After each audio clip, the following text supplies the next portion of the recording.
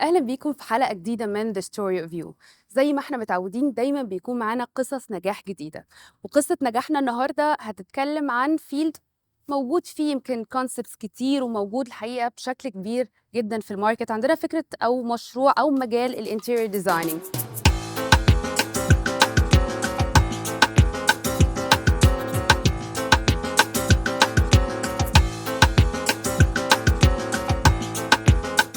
خلينا النهارده نعرف معاكم success story of كانجو ديزاينز. معانا نورهان كانجو وديانا كانجو، منورينا في The Story of You. ايه اللي حصل؟ يعني انتوا ازاي ابتديتوا؟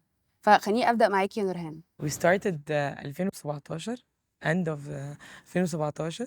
بس هي الحقيقة we started من قبل كده. يعني احنا دخلنا جامعة أنا ودانا مع بعض في نوتنغهام. في نوتنغهام أصلا we studied architecture.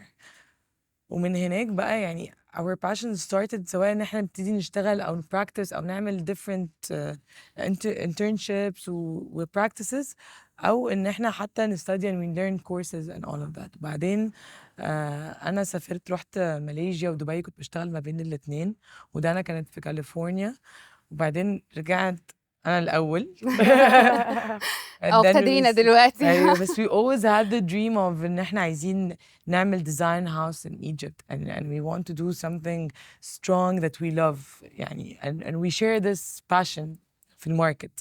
فلما رجعت ابتديت اشتغلت شوية في مصر، وبعدين جه opportunities كتير and it was time.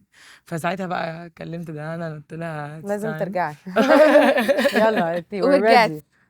ديانا رجعت. قالت لي we're ready. قلت لها okay we are definitely we are and I came back. رجعت من كاليفورنيا وابتدينا كانجو ديزاين هاوس. مش سهل خالص الشغل في الفيلد ده، في المجال ده. It's dominated by so many strong names and men of course and females who are very powerful.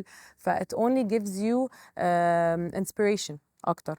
فابتدينا نشتغل مع بعض inspiration challenge as well الاثنين exactly. يعني. But we take it as an inspiration because it's something that you always push yourself ليها أكتر. فالحمد لله في وقت قليل قوي we gained a lot of experience. اشتغلنا في مجالات كتير في الانتيريور ديزاين والاركيتكتشر، منها residential, commercial, administrative, schools, hospital يعني clinics, stuff that are completely different than one another. بس فعلا قدرنا نحقق إن كل مشروع بنشتغل عليه بيطلع الحمد لله أقوى وأنجح من التاني.